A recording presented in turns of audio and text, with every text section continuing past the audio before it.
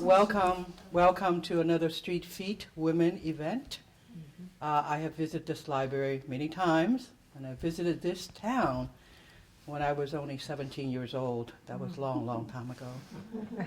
Anyway, I've always had a love affair with this town, so I'm very happy to be here. This particular evening, we're getting taped, and also we want to remember them. One is a friend, Bob Mullah. Is that I'm saying his name? Mullah. Mullah. Okay, Bob Mullah. He had done some work with us in Vermont, actually. And then another woman who's a friend who just passed away recently, Sylvia DeMoulas. She went to China with us back in 1995, and she's wonderful, a wonderful human being, artist, you know. I run into her all the time, and so we are trying to remember them in our work tonight. And my name is Lee Min Mo. I've been with Streetfeet since 1982, and each person will introduce themselves. We have been together for a long time, and I have just decided to become a songwriter, so you have to put up with my, I would call it scratchy songwriting skills. So I will begin with a song that was dedicated. It's actually my second song. I've written now 10 songs. This is the second song dedicated to Streetfeet women and all the women in the world.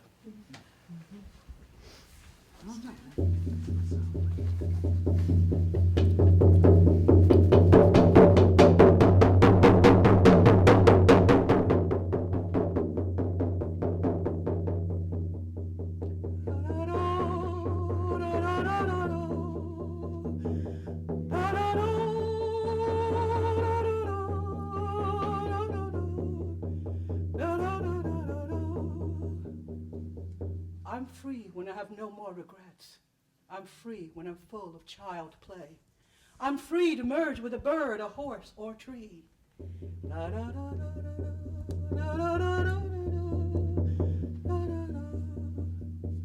A snowy evening at the end of the year, an old woman feels so free and whole. The past is burning in the fire. The future is circling the air. The garden takes its cold, dark rest, while dream dance on the snow. Winter stars forming new constellation. Da, da, da, da, da, da, da, da, da.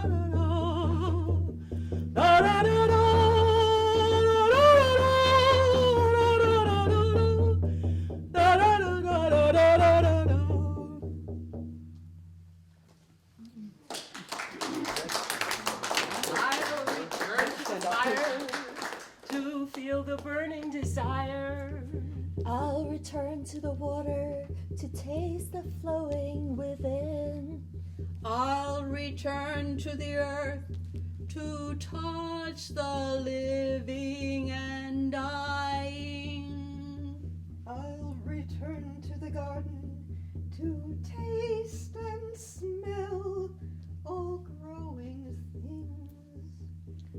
I'll return. I'll return.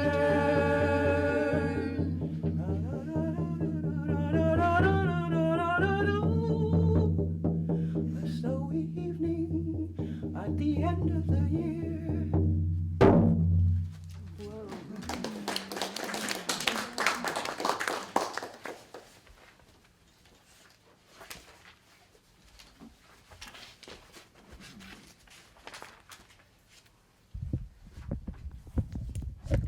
Tonight, it's an important anniversary. We're remembering 30 years going to Nairobi for the UN Women's Conference and 20 going to Beijing, again for a UN International Women's Conference.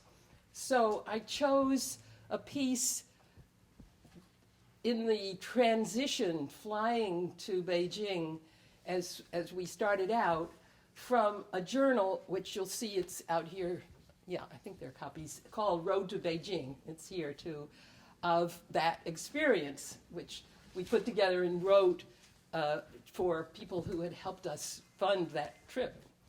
This one is called In the Flying Box.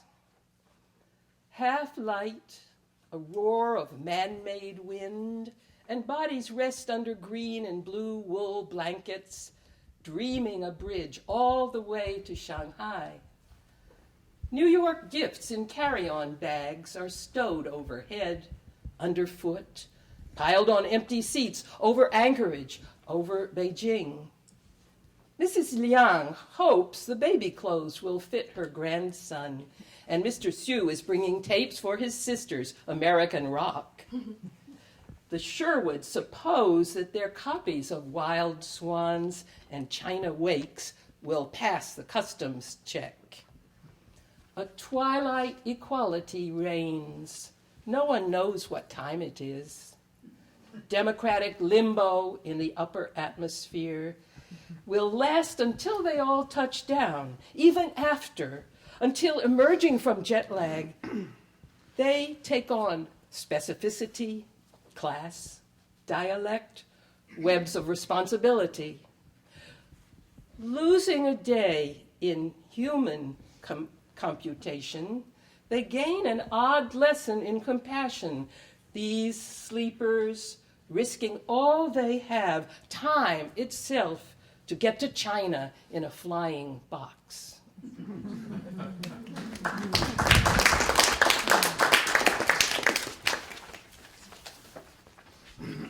Thank you all so much for being here.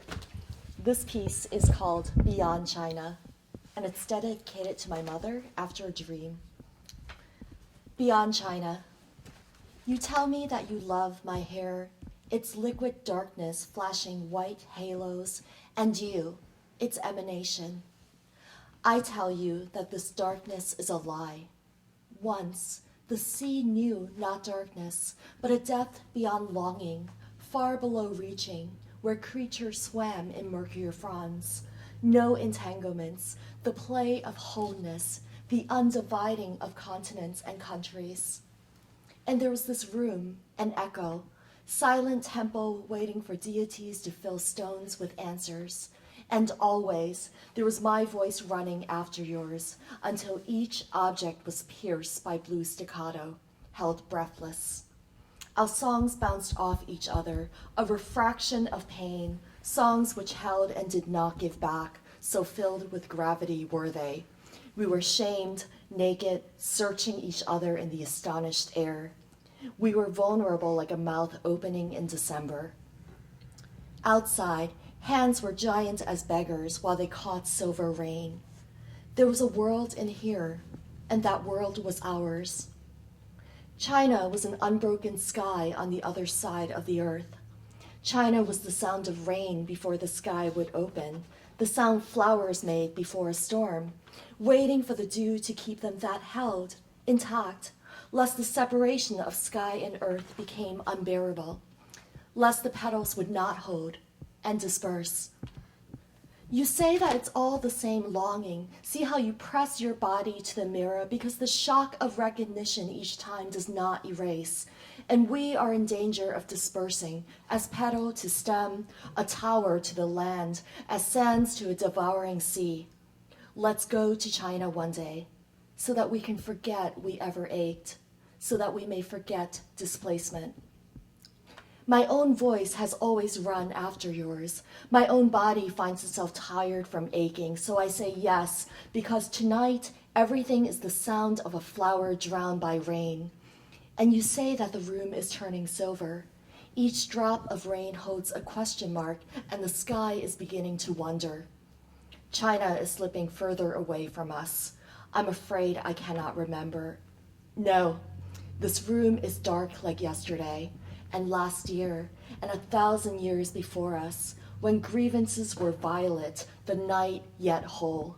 Go, but let me give you my face. Let your fingers give themselves to my body so that each may swell with the luxury of remembrance, because it is time which forgets so quickly, like water in fluid undulation in its liquid achingness. I would love you beyond China. I would love you beyond silver and desolation and secret places where the ground is swollen with remembrance and snow-capped mountains are wounded by starlight. Because in silver, in the tower, in the open hands of strangers, we still search in astonished air. This room is still dark, and you are still its emanation. We are still in this room, in America and not China, and there's nothing but fallen rain.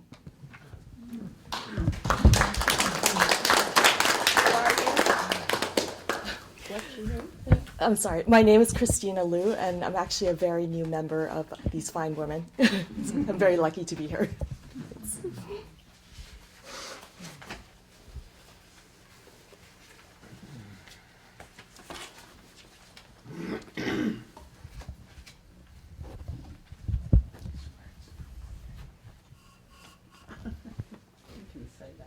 How men weep.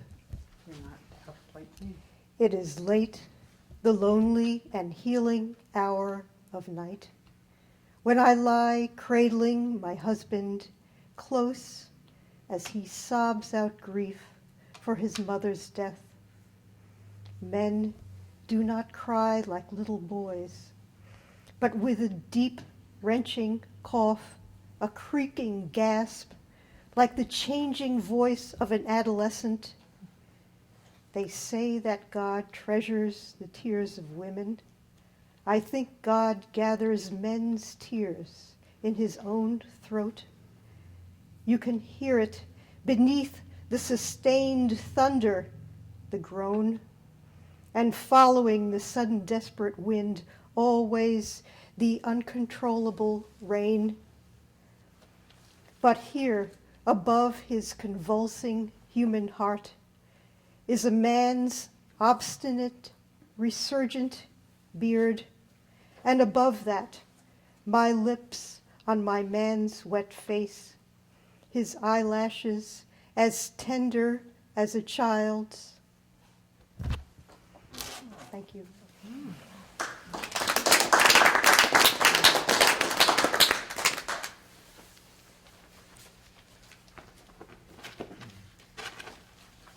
We welcomed Mary Birnbaum, who just read, and Christina Liu into the Streetfeet Sisterhood this year. So they're happy they're here. And it seems as if somehow when we put this together, we were trying to find words for different relationships, and also somehow the stars and rain and the elements kept coming in. And this was true of the one I'm going to do for you, called This Long Time of Two, my effort to write a poem about marriage.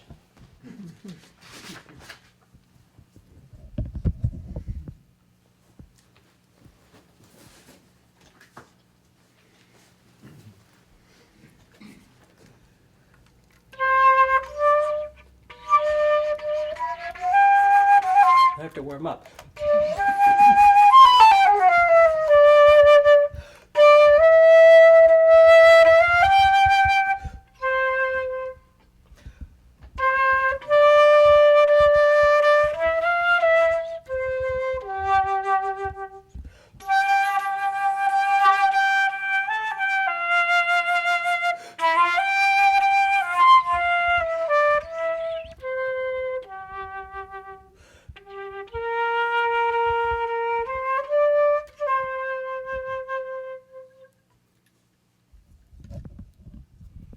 Great Bear lumbers overhead.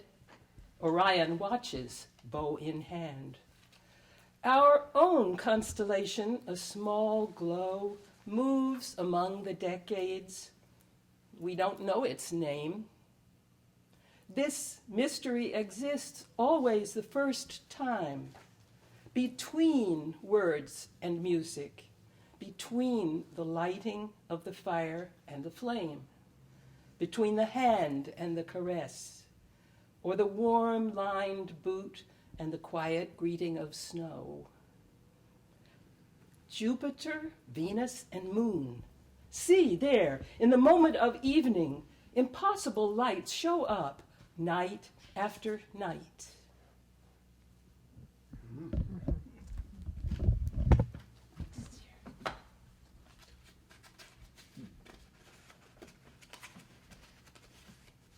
So then I thought, okay, let me see if I can write a poem about friendship. It's so elusive, so I took a form that's very strict. I'm still working on this. I called it Friendship Sonnet. What form can document, fully contain the whirl of what my spirit comprehends, and what exceeds the limits of my brain, the loving, urgent presence of a friend? More natural mystery than human plan, even the most sophisticated scheme. Free of necessity to rhyme or scan, sure in itself, surprising as a dream. Two bright and dusty galaxies, we meet for tea and talk the time away. Forget our ordinary orbits in the street. We say we cannot stay. We stay and stay. So friendship finds its form. From suffering and play, we make this iridescent thing. Thank you.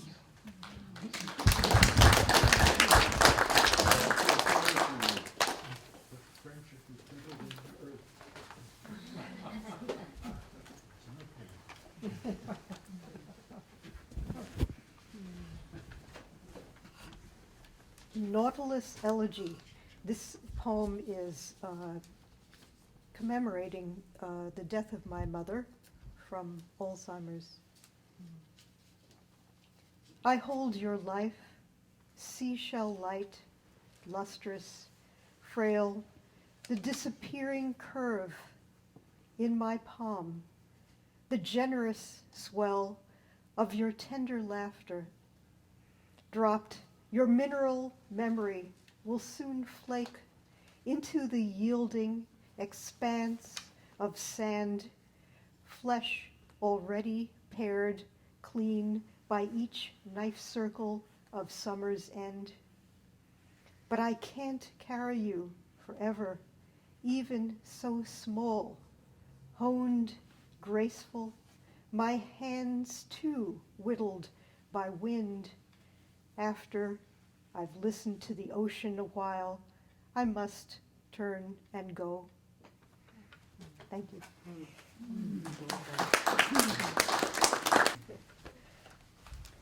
Okay. A disclaimer. This is a piece written to stimulate a conversation and thinking about identity, about who I am and who you think you might be. No offense intended towards anyone. Identity, mayonnaise, and DNA. Getting old seems to get a lot of people thinking about where they come from, or if you're African American like me, from where in Africa your ancestors were taken. I think it's about wanting to be something other than old. We're embracing our differences, not trying to get away from our differences like we did when we were flower children in the 60s. You know, building that one world. One of my women friends, I've known her more than 30 years, turned 60 and became Jewish, right in front of me in my kitchen. Now, maybe it has something to do with preparing for the next life, the one after this one. Hey, nobody wants to end up in the wrong heaven. If you're Jewish, you don't want to go to a Puerto Rican heaven. You might want a kosher kitchen. She had told me her parents were Jewish, so I thought, she's Jewish. But none of that was part of the equation of our friendship. I'm black, she's Jewish. The only identity that counted was that we were women. Any other kind of social construct was a non-issue between us. We baked bread together, ate it hot out of the oven while we talked mean about our other friends. Now she is Jewish out loud. Now, I think it's an age thing. This is what happened. Standing in my kitchen, over the deli platter with the mayonnaise in the center, she asked for mustard. Said Jews don't do mayonnaise. Well, I was glad to have that new information. But when I asked another friend, who also happens to be Jewish, she said she'd never heard that before. Goes to show you, you can't generalize about mayonnaise. It's a gourmet item in my African American refrigerator. I grew up eating mayo sandwiches. You know, that's 2 pieces of Wonder Bread with a big glob of mayo in the middle. In case you don't recognize that sandwich, it's a, I wish I had some meat. But I gave her the Dijon. I keep a jar on hand in case my son comes for a visit. He thinks he's Puerto Rican. For real, no joke. I'm his mother, African American.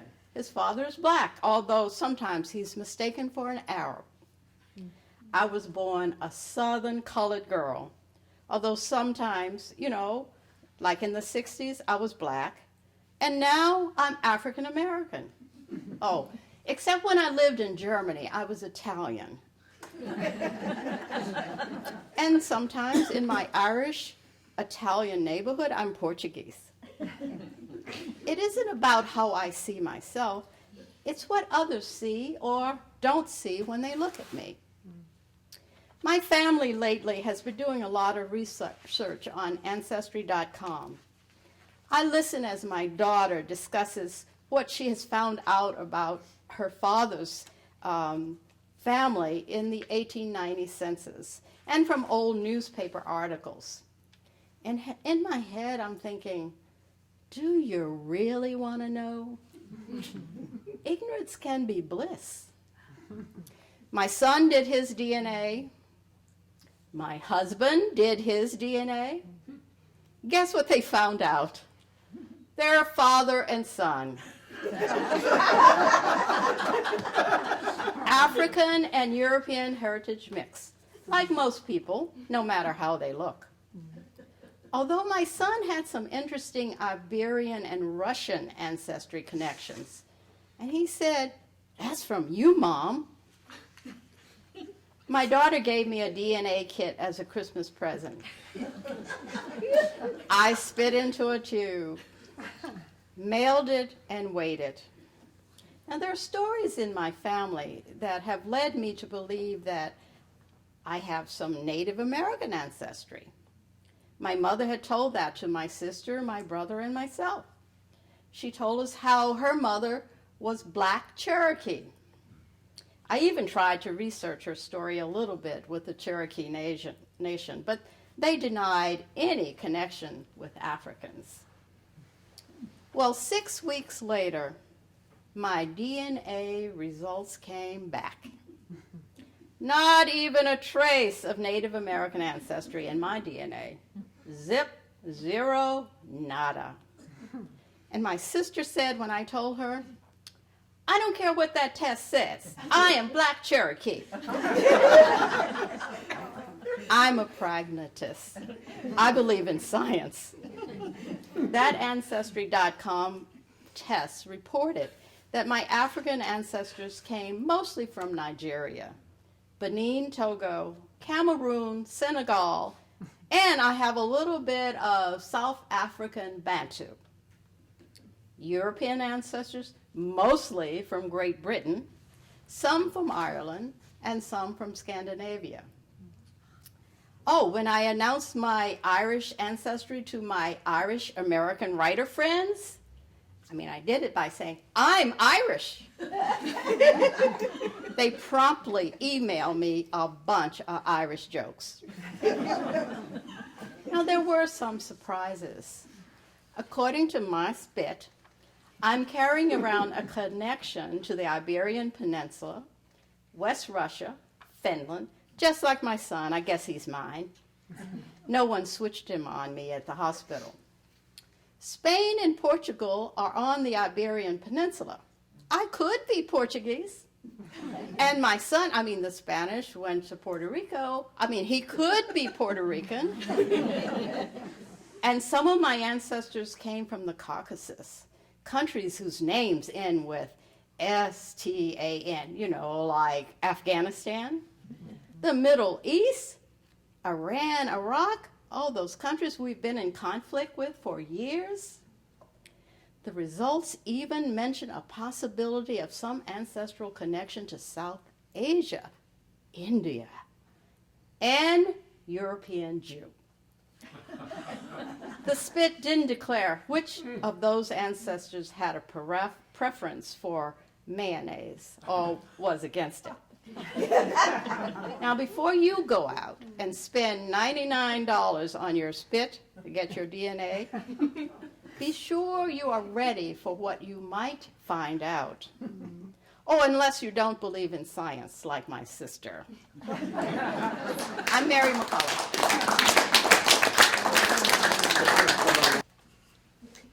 Spring cleaning.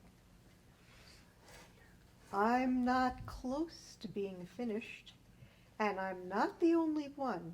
Maybe you've noticed how the clouds' jumble is being straightened again by the patient rulers of gravity, drawing the rain in neat parallel lines.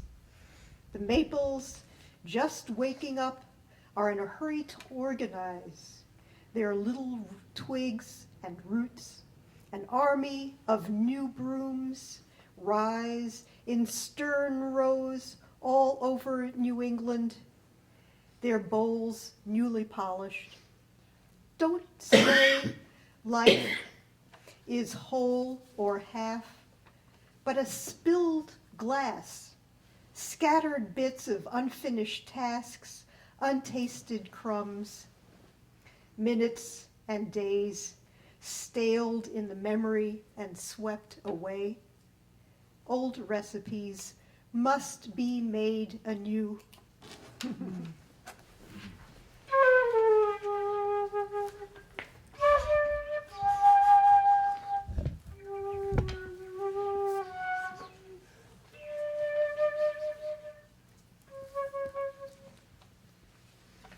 Solace.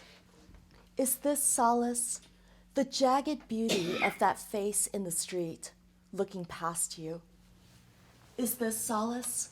Your arms pinioned by a lover who does not know your last name. You search for the bed of feathers, cool sheets in a noon of fever. There is solace in the rumbling of subway cars, rhythm at the junctures, each station's singular breath. Pretend the dark tunnel is a gloved hand stroking you.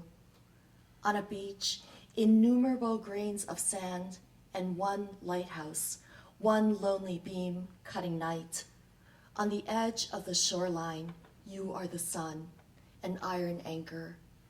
Is it solace?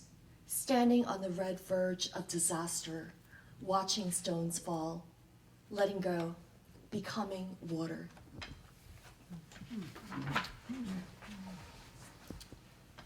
Come into these arms again and lay your body down.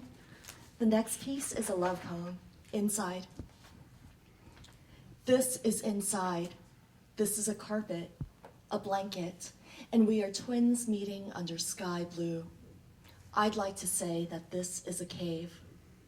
That, further on, is a window.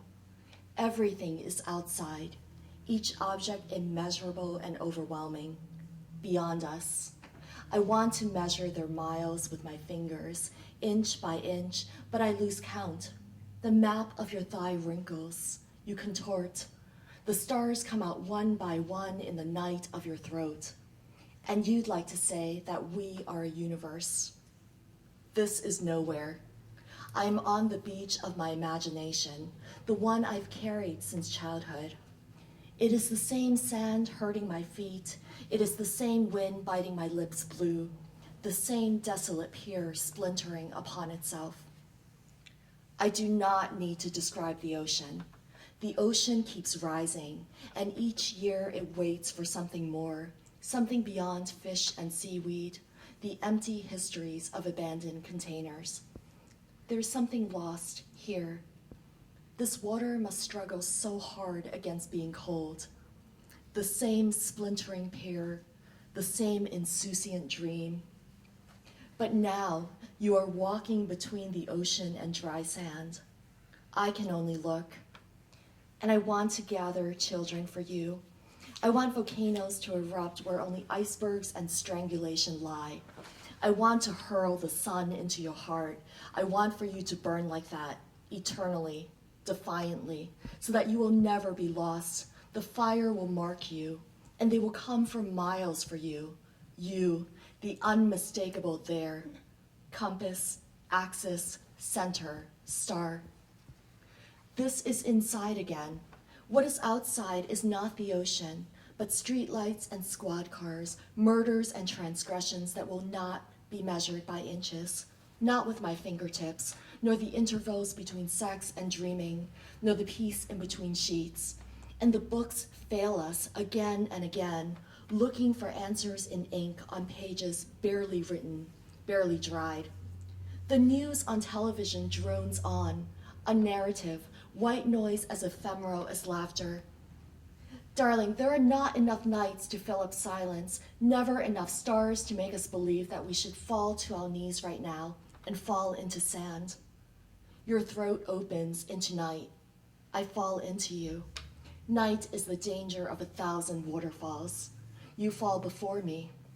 This is inside, a place so clean that we will have to reimagine. A place of fresh hay, perhaps, and promises, and silver moonlight. For I am vulnerable in silver, yearning to be strong like gold. Come here. The muscles of your arms holding me right now are stronger than the will of my entire lean body. The typography of your body more mysterious than any ocean floor. And what leads us to the frayed ends of our lives is nothing but this, a choice between starkness or the rising sea. This clean hour, your unforgivable flower.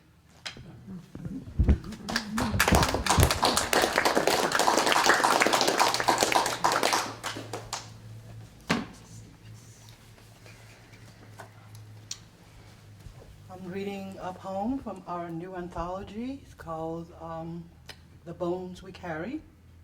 And this one is called Old Woman. I also paint, so I think about painting a lot. Staring at the mirror. What's behind this old face? Lines, discolor of age, old tree bark, my cheeks. Staring into the inevitable lines of continental divide between what's desire, what was in one's memory, what's gone, lost, now burdened into hollows, bags, crow's feet, disappearing eyebrows, lips. The next fold 3 or 4 times, because old age just can't decide on one idea of a portrait. Painting a naked old woman is almost like finding an old artifact. How could the skin become so full of spots? Crisscrossed lines, impossible to reproduce with all the oil colors on earth. Maybe aging is like an ever-changing palette. There's no measure of how much pink, blue, beige, green, white, carmine red is needed for the expression of blood, of life still charging forward. Old woman is a mountain. Her whole being is a source of shape-shifting change. Some nights she can feel the air blowing through her old vessel. She becomes a gale, a tornado, and her sleep tosses like boats on rough seas. Waking is her calm day, doing the catch-up. Eyes open, but arms cradling some dreams from the night before. That's when the old woman looks half woman and half animal. One arm dances with sunlight, and the other still wrapped around the moon. The old woman is a cat with 9 lives, except she's dancing with all of her 9 partners at the same time.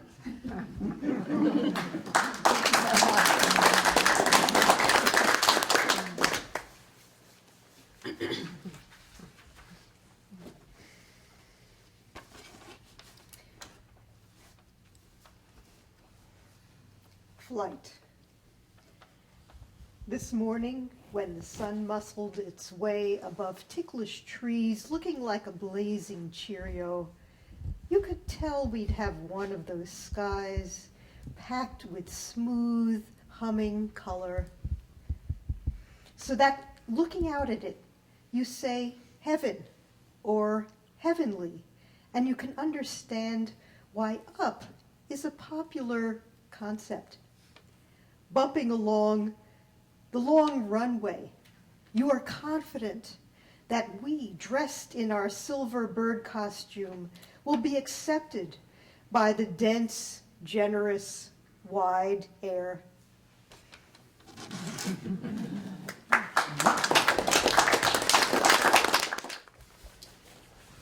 This next piece is an excerpt from the Beyond Beijing book, and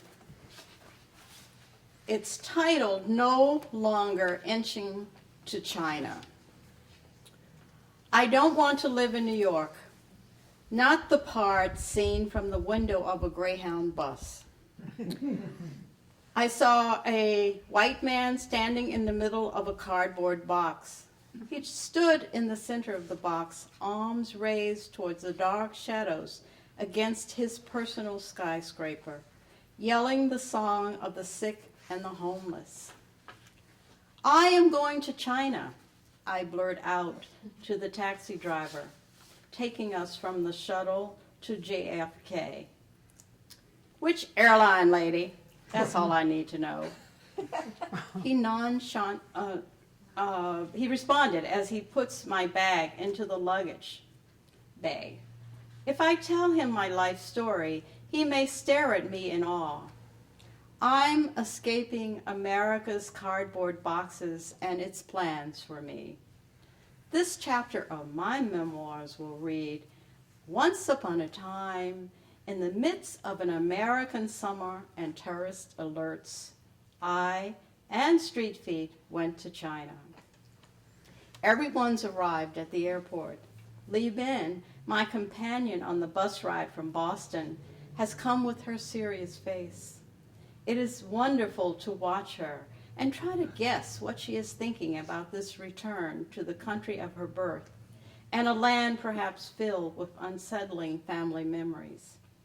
Li is like the locust flower sprung from the locust seed that is China. You can read this complete piece about our trip to China in the Beijing book, which is for sale on the table there. Thank you.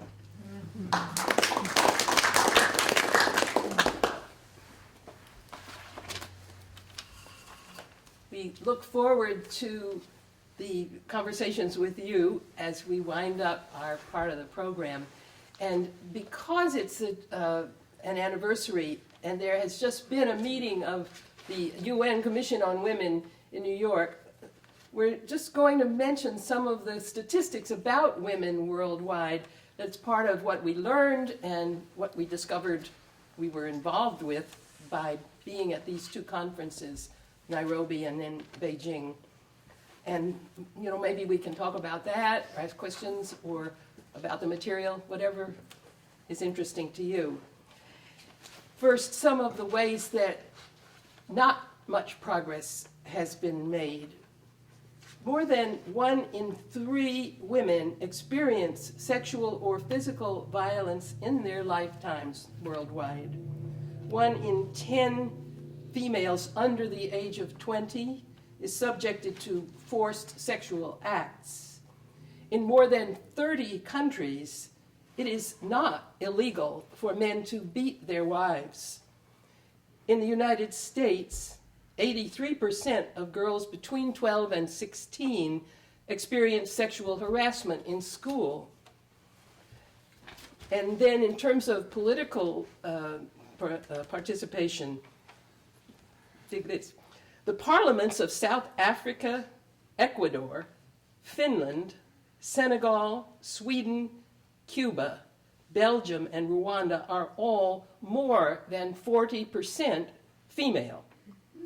The percentage of members in the U.S. House of Representatives who are women is 18.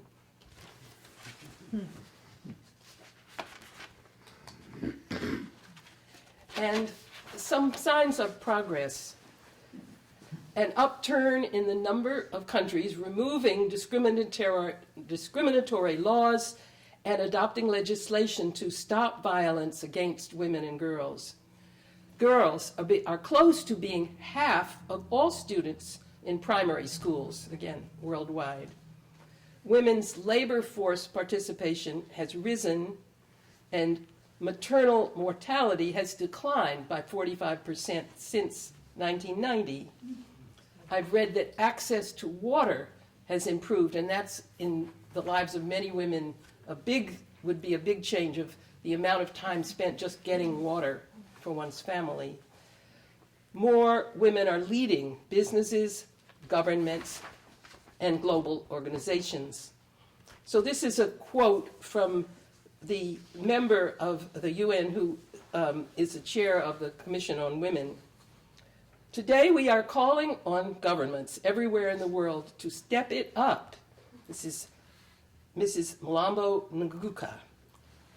By 2030 at the latest, we want to live in a world where at least half of all parliamentarians, university students, CEOs, civil society leaders, and any other category are women.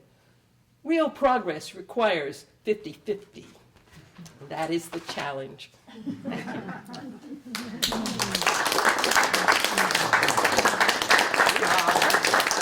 Streetfeet Women.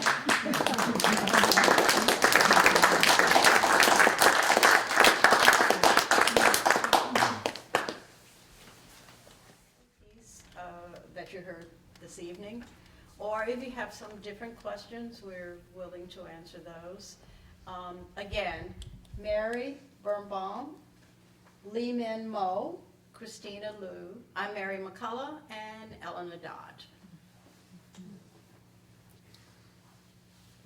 I'm Marco Torre. I'm glad Lee Min tackles the old age question. All those sweats, we all have to look at it with open eyes and enjoy talking about it as well. That's my dream.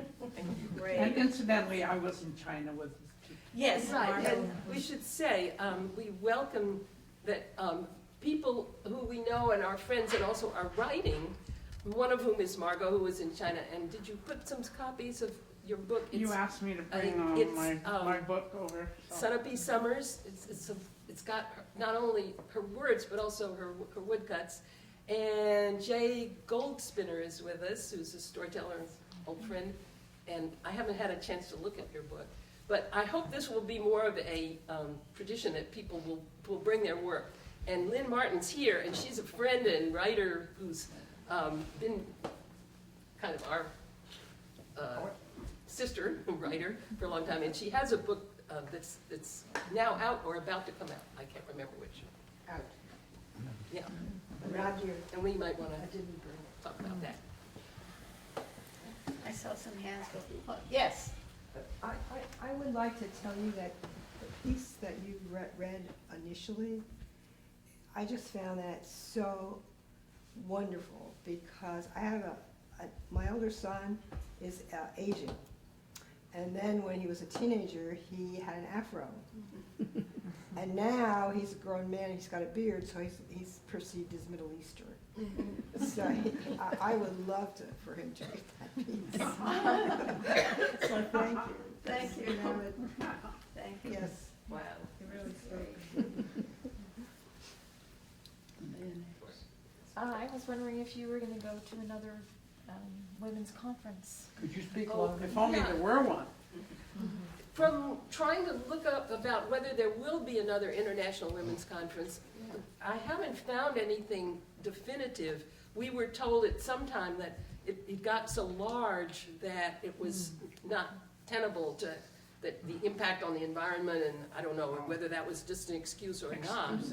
So that there's the UN Commission on Women does meet every year, and non-governmental organizations go to that, but that's the closest I've been able to figure out that maybe we could go to one of those meetings in New York. So if anybody else knows maybe what's going on, or whether they have plans for another conference, I would love to know too, because it would have been this year. It would have been an anniversary, or, We could ask Hillary. yeah, It would have been 10 years ago. yeah. Right. Elena, I agree with that young lady there who's not aging. That your opening poem was very moving, but you left out, you should have added one more stanza. You never told us whether you got through customs all right. Yeah, those were imaginary people, and I'm trying to remember whether we ourselves, we were reading books, and we were told there was a lot more suspicion about Americans coming.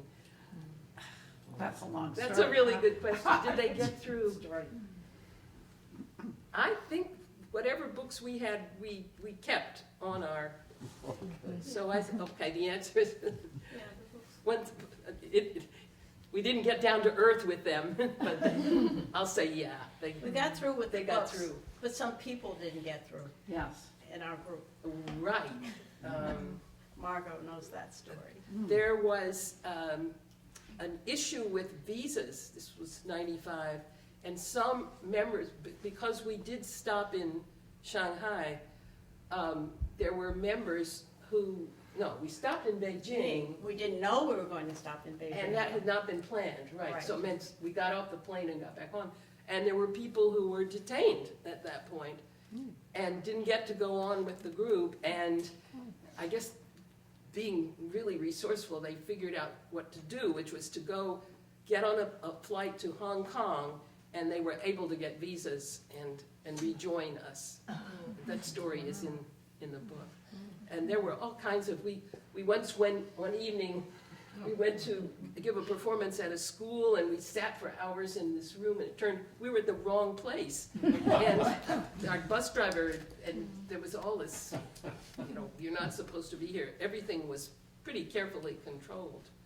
But we had wonderful conversations anyway with people and women especially from all over, and young folks. My impression was, and I've heard mostly from Sandra Boston about being in Beijing, that there were essentially two separate conferences that, or gatherings that the NGOs were kind of outside of the officially sanctioned groups, and that they made more connections because of that. I mean, she met people from Uganda in a parking lot, and they invited her to eat with them, and and then she got invited to go to Uganda and so forth. But anyway, I'd just like you to speak about that, if that's so, because it seemed so different than what I would have expected. Explain. Well, I think China, you see, back in Nairobi, there was only 3,000 women. So it was totally like, we were just at this, University of Nairobi in a quad, and it was just, nothing. So China looking at that 10 years later and said, oh, maybe there'll be 10,000 women shows up, they were so shocked, there was more than 40,000 women applied. And they had to like try to find out how to eliminate some of them for political reasons or something. So still, 35,000 women show up. That's a lot of women. Okay?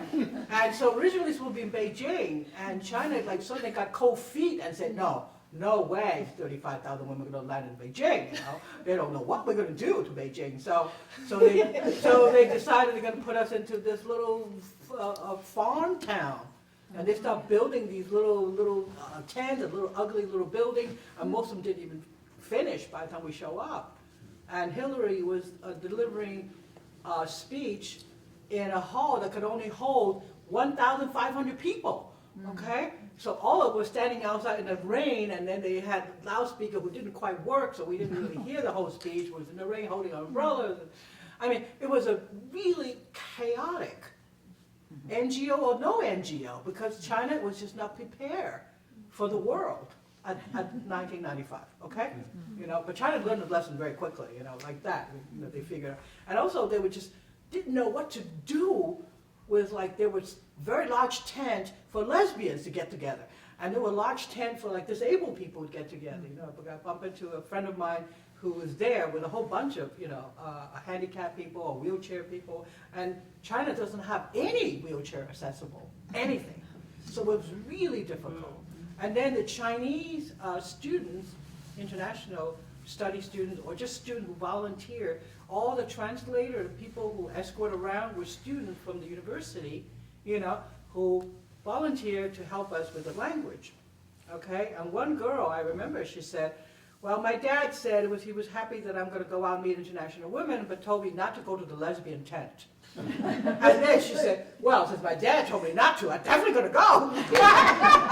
So it's like, and then they had these large IDs about this big for all of us. You know, each person has a picture, an NGO, blog, it's like this big on a little chain around our neck.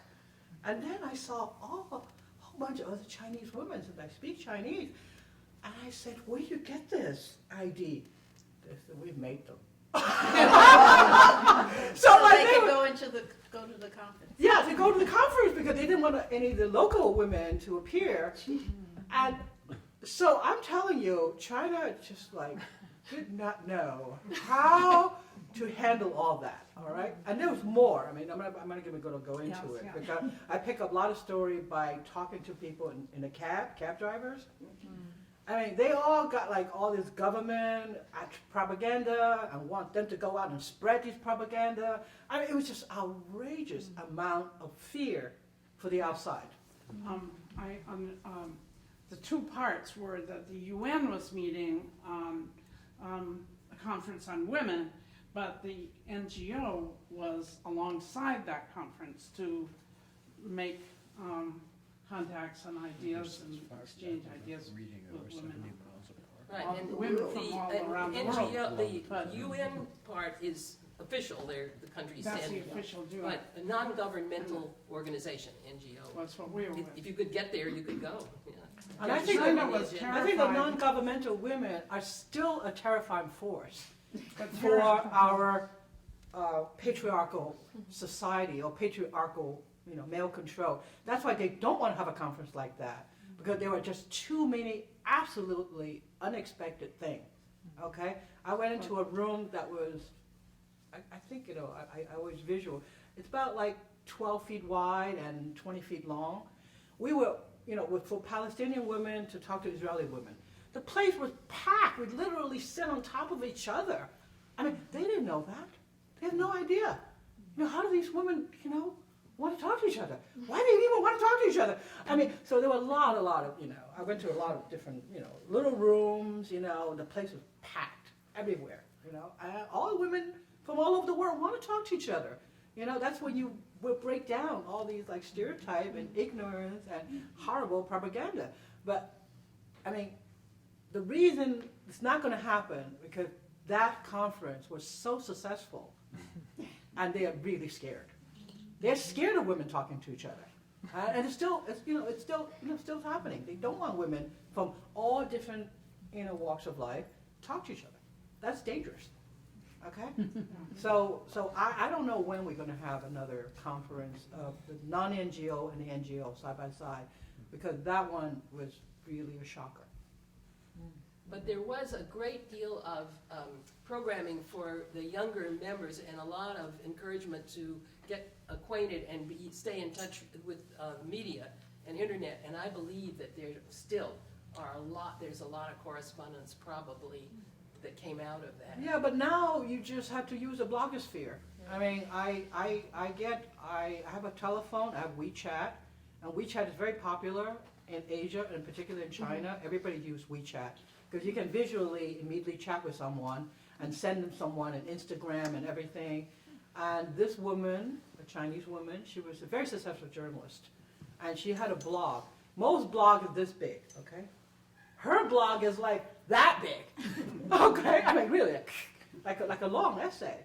So the minute it came on, everybody was reading it. It was about pollution in China, okay? And she was making a film about it. And so she's talking about this film, okay? And then the next thing we know, the next day, that blog was shut down. You can't see it anymore. But everyone else already sent that information to everybody. So everyone else, and then in 2 days, that woman was interviewed with NPR. That's how fast things are happening. And her film was downloaded by everybody. My husband immediately downloaded it for me. I mean, it was like, how do we get this? I mean, how did this woman could do this? So I have a lot of hope that women's going to, bypass all this stuff. I mean, because it's crazy, right? We women are just not going to follow the rule, okay? If the blog say you can only have this much word, no, you're going to make 2-mile long blog, okay? All right? And get your message across. And she is absolutely incredible. She's a brilliant communicator. Beautiful. Just let me tell you something. Okay? If you ever, go on, talk about pollution, you get to her name, she's everywhere already. She's very successful already, getting to everyone else. Talk about how bad the pollution is in China, and China have to do something. She cannot let her 2-year-old or 3-year-old little daughter go outside. Okay? And that's what got her motivated to do something. Just tell the world what's happening, and tell the Chinese people what's happening.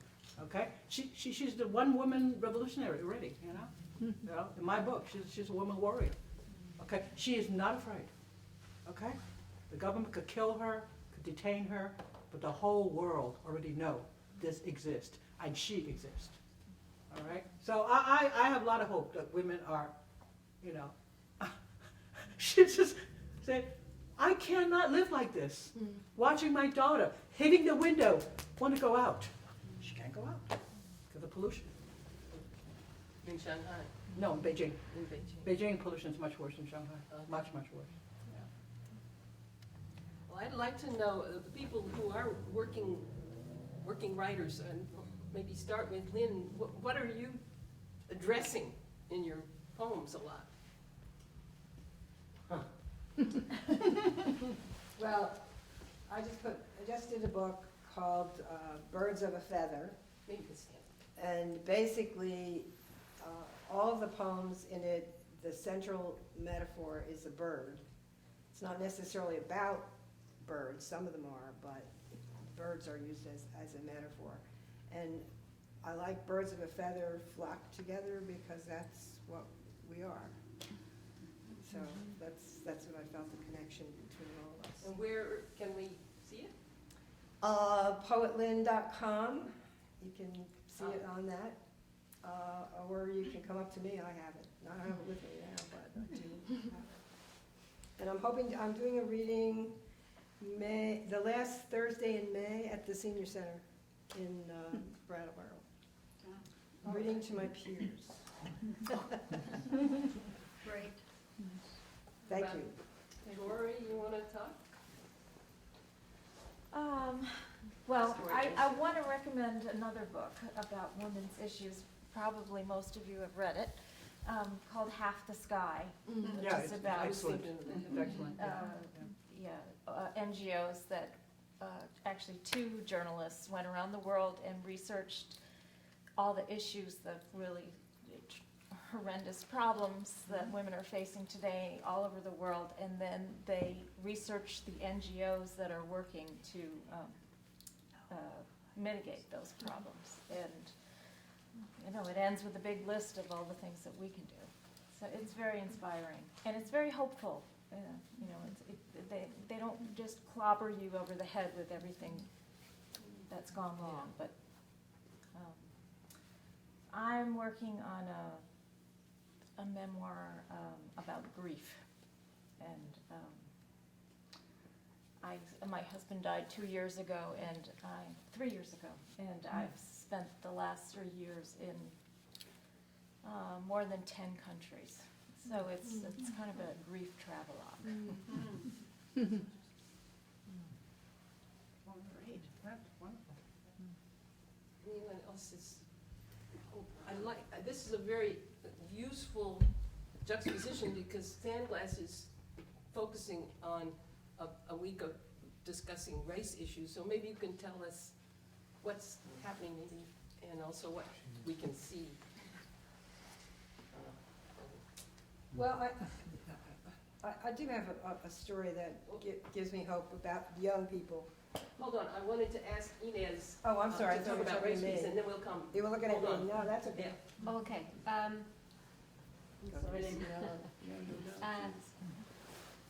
I'm not really involved in organizing this particular event at Sandglass, but what is happening is that there are artists coming from New Orleans and from Mississippi, mixed race, to come up here to Vermont, to Brattleboro and Putney to work in schools about race, and working with the police department for a week, a week-long residency at the high school, but also a workshop with the local police in Brattleboro. Wow. And so we are very excited to see what's coming out of it. It's a little bit unpredictable because we don't know how many people really will show up, but we are very excited about the workshop with the police department and what's coming out of it. So if you want to know more about it, you have to ask us in a week and a half. It's a little bit a ride because talking about race is a very difficult thing, and people need a lot of preparation and a lot of comforting, and you have to really work with their fears, and so that they really are willing to do that. And it was not easy to deal with the public high school. It was not difficult with Putney Central. I saw that there's a And the show, and on May 2nd, Saturday. next Saturday, hopefully the group is coming up who wants to work with the high school students. They hopefully will get that far that they can present a performance next Saturday at the high school at 4 o'clock. So it's not it's a performance that will be developed. It's nothing that is already there. So we hope you're interested and come and support that kind of endeavor, which I think is very important in a basically white society up here in New England. Lynn. Yes. Well, I just want to say my daughter is African American and she works in Bristol, Vermont. And she was just she's a school counselor. She was just in a group, and the woman she was working with, who she really likes, made a racist remark about black men. And they were in a group, the principal was there, whatever. Nobody said a word. But Tarn took on this young woman, and she said, how could you do that? And they just talked it out, and Tarn said, that's in me too. I grew up in Vermont. I was here from the time I was 2. And we need to talk about it. We need to get it out, because if you deny it, it never goes away. So they both had talked it out and are still working together, and that gives me hope in the younger people who are confronting but not shutting down. Anyway, that's my contribution. What is the origin and meaning and significance of the name Streetfeet? Eleanor, answer.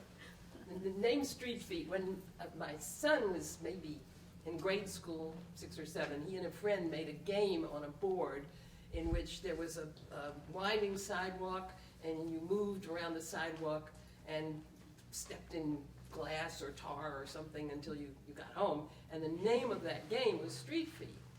And I then was working with a friend, Angela Cook, to do some workshops that the city sponsored. It was called Summer Thing in Boston.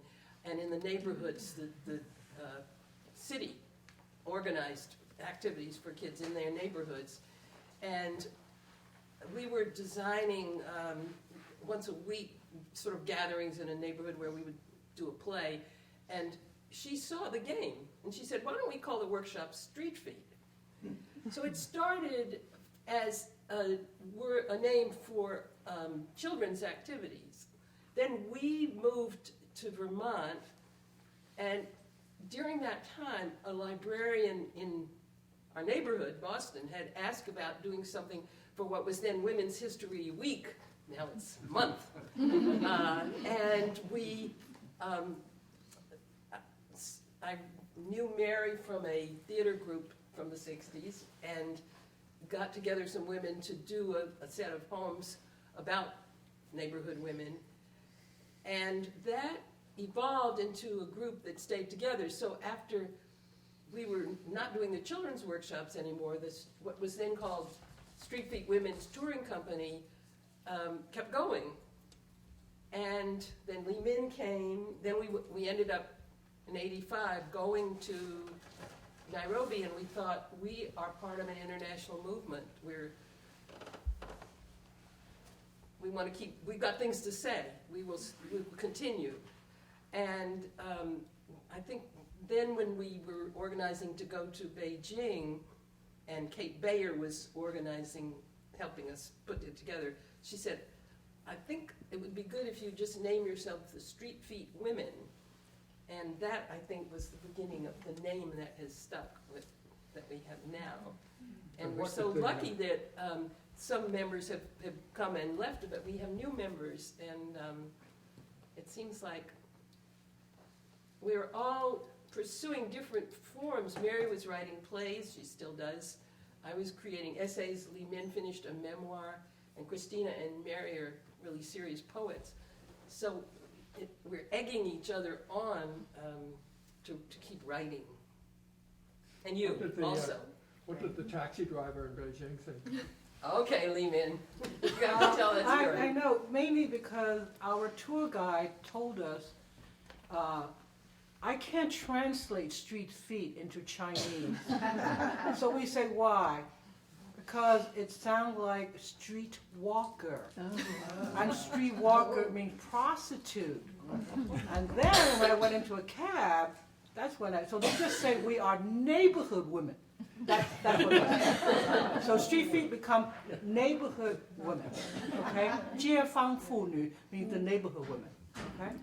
So I was in a cab, and I was always talking to the Chinese cab driver, and he said, you know, we have learned that most of the women who come into the conference in Beijing are prostitutes. I said, oh my God, gee, where does all this come from? And then he said, and then there are a lot of lesbians. I said, wow. And then the cab driver said, the reason you can't have the conference in Beijing, because they're very afraid this large group, thousands of prostitutes from all over the world, they're going to come to Tiananmen Square and take off their clothes. And I said, wow. I never heard such a thing. So I know that's the government propaganda, you know? So then I said, oh, I have to say something. It's ridiculous. So I said, you know, I'm already a grandma. So I know that I don't think I want my grandchildren to see me as a grandma in Tiananmen Square taking off my clothes. And I said, would your grandma do that? He said, oh, no, no, no, no, no, no. I said, you see, we grandma's not going to do that, okay? And it was just like so ridiculous. All these prostitutes going to take off their clothes and come and I think it's a wonderful idea. You know, I wish that did happen, but that's not the case. Okay. Well, street fees sound like we are prostitutes and translated into other language. Okay? You are street feet. You're walking the street. What else? You know? I love it. I'm not insulted. Yeah, definitely the rumor was that, but I heard that they were all lesbians. That's and they right. were going to go That's into Tiananmen That's right. Square No, and take no. off their clothes. That's right. So every hotel was equipped with a great stack of sheets so that the police could go out and cover And that's one reason, because they were going to pollute the women of China, that they were moved out of Beijing. We were all moved out. In fact, when we got into our hotel, we had to change hotel because we weren't supposed to talk with the people from the UN. Mm-hmm. But we were, they moved the whole shebang out to Wai Road, outside, 40 miles outside Beijing, so we wouldn't contaminate the women of Beijing. take off our clothes. But the government actually was not very effective because all the, I would call the little men, the spies, you know, one time we were in a shopping mall, and I keep noticing this one little guy, you know, walking around following us. We were just, shopping, And finally I struck a conversation. I said, oh, you probably already know what we're talking about, right? He said, no. I said, why? I only speak Russian and Chinese. I said, what? Well, I was trained in Russia to be a spy. So I only know Russian. So the whole time this man was following all these women, chatting away in English. I didn't know anything. He only know Russian. Okay. So the government was totally ill-prepared.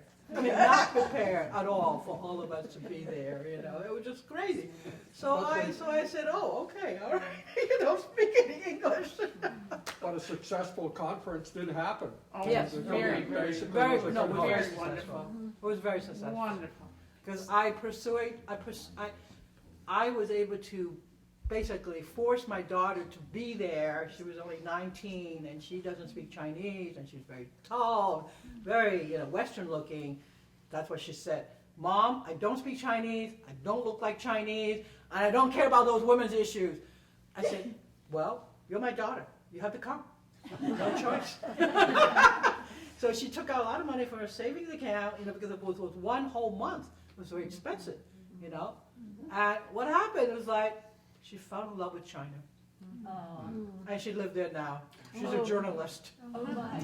She changed her course of her life because she was trying to become a doctor. She tried to study medicine and biology. She went there, that's it. The end of that career. So we have just spent some time with each other because we only see each other once or twice a year. She lives in China now for almost 16 years. Yeah, and she got married there, she has a baby there, she lives in Shanghai. She mainly writes for food and travel, and so she's very well known, actually, food writer of Shanghai. Yeah, we didn't know that. I said, when we went there, people said, your daughter's a celebrity. I said, oh, my daughter's a celebrity. I have no idea. Yeah, it's fun to look back at what is in the journal, the book, now in the light of where we are. I just want to say I really treasure my IDs, and they're in the little display. The one that Li-Min described that we got in China, and then the one that I had from Nairobi is a round button, and you can see it. And in Nairobi, they designed conga cloths, which are this sort of generic all-purpose cloth that a woman would wear for a wrap or to wrap her baby in.